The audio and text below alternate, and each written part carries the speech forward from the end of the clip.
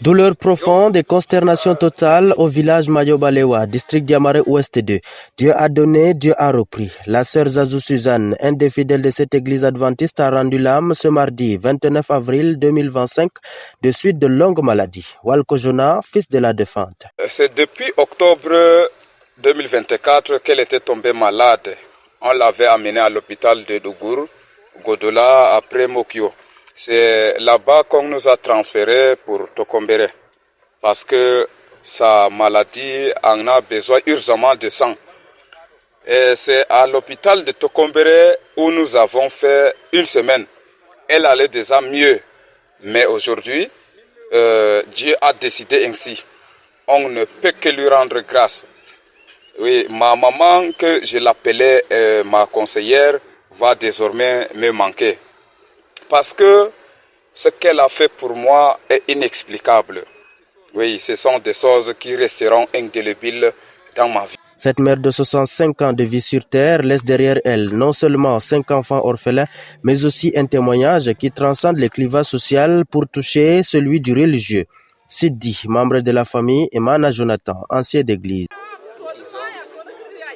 Merci à Dieu et que Dieu nous donne, nous, ces enfants aussi, la voix de votre maman.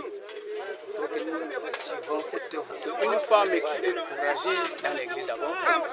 Et deuxièmement, c'est une femme qui a vraiment cru à l'éternel et qui a la foi envers Jésus-Christ.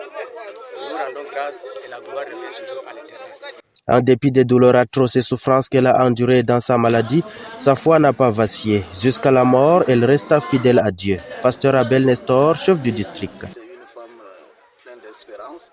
Pendant sa maladie, je lui ai rendu visite quelques fois et je voyais en elle une maman qui abordait la mort avec l'espérance. Parce que sa maladie l'avait amenée à une phase terminale, une phase finale. Elle ne s'inquiétait de rien. Or, elle est dans un milieu où tout le monde pensait qu'on devrait même consulter les marabouts, les divins. Mais elle est restée focus dans sa foi. Elle a dit qu'elle veut mourir qu'avec Jésus-Christ. Et vous avez même suivi les témoignages. Déjà, depuis le samedi dernier, elle a demandé à ce que son fils puisse chanter à son deuil, donc à son honneur. C'est des signes d'espérance, c'est des signes d'une personne qui affronte la mort avec courage et surtout avec l'espoir. Touchée par cette circonstance douloureuse, une foule de personnes compatissantes se mobilise de près et de loin pour consoler et réconforter la famille en larmes.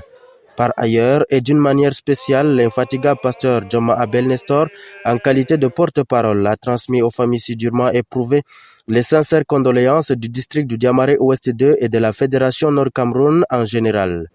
Quand je venais, c'est de la Fédération m'ont dit de transmettre leurs sincères condoléances également à l'ancien Walco. Après la prière du pasteur Piste Peter, chef du district Diamare Ouest 1, la dépouille fut transportée vers sa demeure éphémère où elle se reposera en attendant la résurrection au son de la trompette. Mayobalewa, Akidakai Samuel, Flash Info.